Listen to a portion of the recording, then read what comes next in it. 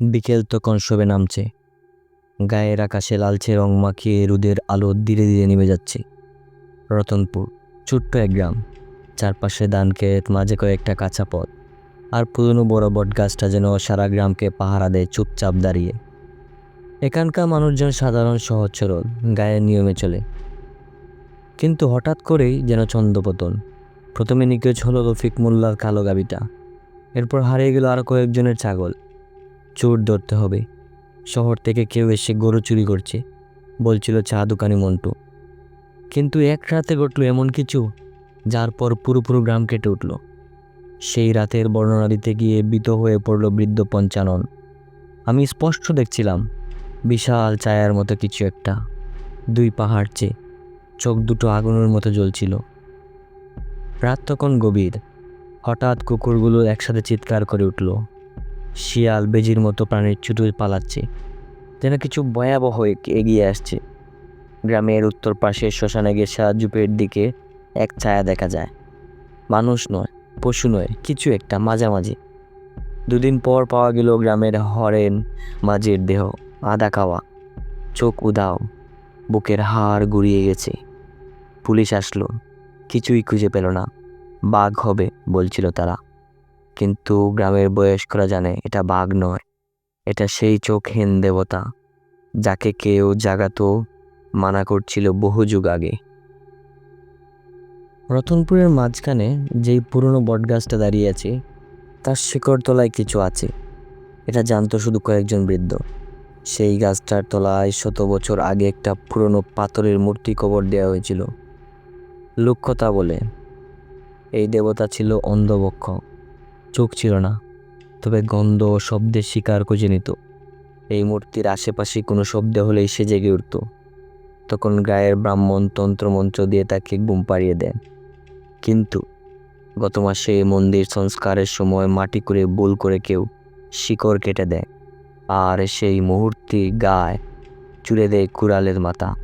তারপর থেকে শুরু হয় গরু ছাগল নিখোঁজ, তারপর মানুষ। পাঁচু ঘোষের নাতি ছোট্ট রবি এক রাতে বেরিয়েছিল পেঁচার ডাক শুনে, তারপর আর ফেরেনি। খোঁজ করতে গিয়ে তার পায়ের চাপ পাওয়া গেল, কিন্তু হঠাৎই থেমে গেছে এক জায়গায়। পাশে পাওয়া গেল এক বড় ছাপ, মানুষের থেকেও বড়, 5টা আঙ্গুল, কিন্তু বাঁকা আর ধারালো। রবির মা মাটি কামড়ে কেঁদে উঠল। গ্রামে গুজব ছড়িয়ে পড়ল, নিশি কুটুম্বা ফিরে এসেছে। সে নাকি প্রতি রাতে 12টা একা কাউকে পেলেই তুলে নিয়ে যায় আর আত্মাকে এনে। গ্রামের লোকরা তখন ঠাকুর বাড়ির পুরনো পুরোহিত বিনয় ঠাকুরকে ডাকে। তিনি কাপা গলায় বলেন, আমরা একে ঘুম পাড়িয়ে রেখেছিলাম মন্ত্র বলে, এখনো জেগেছে। মানুষ গেলে হবে না, এইবার ওর চাই উৎসর্গ, রক্ত। দুর্গা বিসর্জনের রাতে ঠিক 12টা 1 মিনিটে চারপাশে ডাকার আওয়াজ থেমে যায়। চারদিকে নেমে আসে অদ্ভুত নিস্তব্ধতা। হঠাৎ করে এক বৃদ্ধ নীলকণ্ঠ নদীর ঘাটে পড়ে থাকা অবস্থায় দেখা যায়। তার মুখ তেতলানো, চোখ নেই, বুকের পাঁজর বেরিয়ে এসেছে। লোকে বলে কেউ একজন কাঁধে করে তাকে নিয়ে যাচ্ছিল, ছায়ার মতো, চোখহীন, বিশাল। শ্বাস নিতে নিতেই পুরো বাতাস ভারী হয়ে যাচ্ছিল। আরও 3জন নিখোঁজ, শ্মশানপাড়া, দক্ষিণ মাঠ আর কাঁঠালতলা। যেন পুরো রতনপুর ঘিরে ছায়াটা ঘুরছে। এবার আর বসে থাকা যাবে না, বলল বাপি, গ্রামের এক যুবক। তার ছোট ভাই দীপু নিখোঁজ। 5জন যুবক মিলে দল গড়ল, বাপি, রাজু, মিলন, নবু আর হারান। সঙ্গে নিল কেরোসিন টর্চ, কিছু আগ্নেয়াস্ত্র, পুরনো বন্দুক, চূড়া, আর পুরোহিত বিনয় ঠাকুরের দেওয়া তামার তাবিজ, যাতে লেখা অন্ধের শাস্তি, শব্দহীন মৃত্যু। পুরোহিত শুধু এই উপদেশ দিলেন, যদি ওর সামনে যাও, নিঃশব্দ দেখো, একটাও শব্দ করো না। ওর চোখে দেখে না, শুধু শুনে, শব্দই ওর আহার। রাত 11টা। তারা গেল শ্মশানের দিকের জঙ্গলে, যেখানে ছায়াটাকে শেষ দেখা গিয়েছিল। চারপাশে ঘন কুয়াশা, জঙ্গলের গাছগুলো যেন নুয়ে পড়ছে, শব্দে শব্দে ধ্বনিত হচ্ছে চু চু। হঠাৎ হাওয়ার দমকে একটা কাঁঠাল গাছের ডাল ভেঙে পড়ল, সঙ্গে সঙ্গেই কেঁপে উঠল জঙ্গল। একটা ছায়া 5 হাত উঁচু, কালো কাপড়ের মতো দুলে উঠালো বাতাস।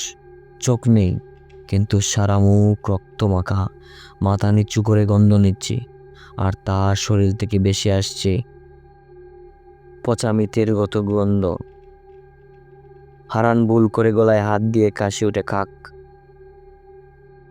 1 সেকেন্ড, 2 সেকেন্ড, তারপরে অন্ধকার ফাটিয়ে কিছু একটা ঝাঁপিয়ে পড়ে হারানের উপর।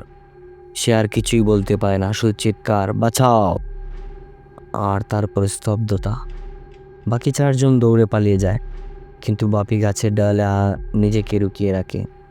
সে দেখে ছায়াটা মানুষের মতো নয়।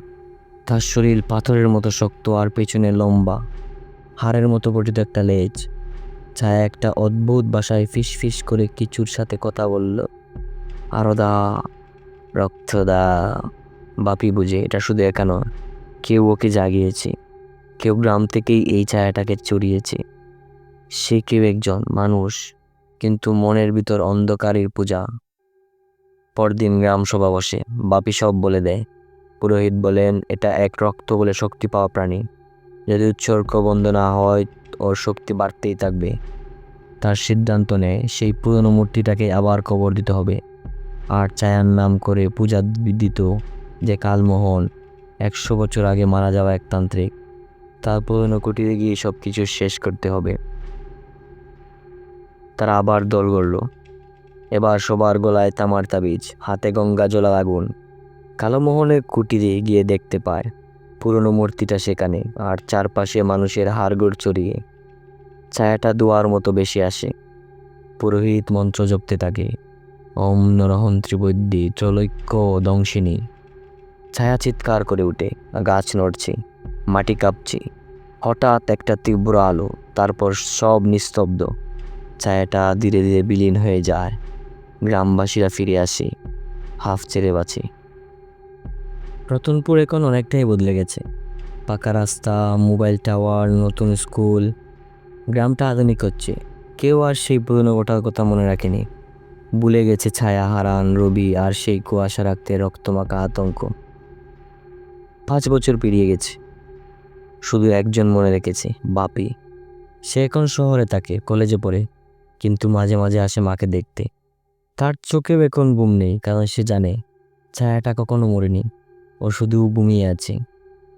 মার্চ মাসের শুরুতে গ্রামের স্কুলে শুরু হয় এক অদ্ভুত ঘটনা। ক্লাস 2-র এক বাচ্চা, নিলয়, প্রতিদিন খাতায় আঁকে এক অন্ধকার ছায়া, লম্বা দেহ, মাথায় শিং, আর পেছনে হাড়ের লেজ। একদিন তার ক্লাস শেষে সে বলে, ও আমাকে ডাকে, বলে আবার খেলবো। শিক্ষক ভেবেছিল বাচ্চার খেয়াল, কিন্তু দিন 3 পর নিলয় নিখোঁজ। তার ঘরে পাওয়া যায় খোলা খাতা, যেখানে শেষ পৃষ্ঠায় লেখা, আমি এসেছি, এবার ওরা সবাই যাবে। খবর পেয়ে বাপি গ্রামে ফিরে আসে। পুরোহিত বিনয় ঠাকুর তখন অসুস্থ, শয্যাশায়ী, কিন্তু বাপিকে দেখে কাঁপতে কাঁপতে বলে, আমি স্বপ্নে দেখি কালমোহন ফিরে এসেছে, এইবার ছায়ার দল এসেছে, এবার শুধু একটা নয়, 3টে। পুরোহিত বলে বটতলায় গাছটা কাটা হয়েছিল সরকারি প্রকল্পে মাসখানেক আগে। তার নিচে যেই মূর্তি চাপা ছিল তা নাকি কুড়ে ফেলে দিয়েছে শ্রমিকেরা, আর একজন শ্রমিক পাগল হয়ে গলায় দড়ি দিয়েছে। বাপি তখনই বুঝে শয়তান শুধু ঘুমায়নি, সে এখন আরো শক্তিশালী। এক রাতে 3টি আলাদা জায়গা থেকে 3 জন নিখোঁজ। 3 জনের মৃতদেহ পাওয়া যায়, সবগুলি একইভাবে বিকৃত, চোখ নেই, কুলা, দেহে আছড়ের দাগ। তদন্তে গিয়ে দেখা যায় প্রত্যেকের গায়ে একটা দাগ, আগুনে পোড়ার মতো, তাতে 3টা সিম্বল, অসীম চিহ্ন, আর পাশে 3টি চোখ। পুরোহিত বলে এ এক নতুন রূপ, ছায়াগুলো এখন শুধু খেতে চায় না, ওরা আত্মা ধারণ করে, মানুষের শরীরকে চালাতে শিখেছে। গ্রামে থাকা লোকজন আচরণে অদ্ভুত হতে শুরু করে, রাতে ঘোরাফেরা, হঠাৎ গম্ভীর হয়ে যাওয়া, কাউকে এক দৃষ্টিতে চাওয়া। কেউ একজন ছায়াদের হয়ে কাজ করছে ওদের ভিতর থেকেই। বাপি এবার আর 5 জন যুবকের উপর নির্ভর করে না, সে শহর থেকে আনে এক তান্ত্রিক বন্ধুকে, শম্ভুদা। শম্ভু বলেন, এইবার শুধু ছায়া নয়, ওদের প্রভুও জেগেছে, আমাদের শুধু ছায়া শেষ করলে হবে না, বটতলার শিকড় ধ্বংস করতে হবে, যেখানে কালমোহনের আত্মা বাঁধা। তারা তৈরি করে এক মণ্ডল, আগুন, রক্ত, ধূপ আর গঙ্গা জল দিয়ে। পুরোহিত মৃত্যুর আগে বলে যান এক মন্ত্র, আত্মাহারা ছায়ানাশ, বিষম তপস্যা বাতাস। তারা ঠিক করে পূর্ণিমার রাতে, রাত 12টায় তারা শেষ লড়াইয়ে নামবে। পূর্ণিমার রাতে বটতলার মাঠে বাপি, শম্ভু আরও 6জন দাঁড়িয়ে, চারপাশে মোমবাতি, মাঝখানে আগুন। হঠাৎ বাতাস ভারী হতে শুরু করে, কুয়াশা নামে আর 3টা ছায়া বেরিয়ে আসে দোয়ার মতো। এবার তাদের রূপ স্পষ্ট। একটার 2 মাথা, একটার শরীরের জুড়ে চোখ, আর একটার শরীর হাড়ে গড়া, যেন মরা পশুর কুলি। তারা কথা বলে না, শুধু ফিস ফিস করে, আমরা তোমাদের ভিতরেই ছিলাম। একজন যুবক হঠাৎ আগুনের মধ্য দিয়ে ছুটে যায়, চিৎকার করে, আমি মুক্তি চাই। তার শরীর ছিঁড়ে যায় আর 6টা টুকরো হয়ে পড়ে তার দেহ। শম্ভু তখন মন্ত্র পড়া শুরু করে, অগ্রনাশ, তমনাশ, আত্মনাশ। ছায়ারা কাঁপে, আর হঠাৎ আকাশ ফেটে বজ্র পড়ে বটতলার পুরনো গর্তে। একটা চিৎকার, যেন শত আত্মার বিলাপ, আর তারপর নিস্তব্ধতা। পরদিন সকাল বটতলায় এখন পুরা ছাই হয়ে গেছে। কেউ জানে না কি ঘটেছিল, কেউ বিশ্বাসও করে না। শুধু বাপি জানে ছায়ার হয়তো শেষ, কিন্তু কালমোহন, সে এখনো কোথাও বুঝে আছে, কারো স্বপ্নে, কারো দেহে, বা কোনো শিশুর আঁকা ছবিতে। শেষ অথবা নতুন সুরের অপেক্ষায়।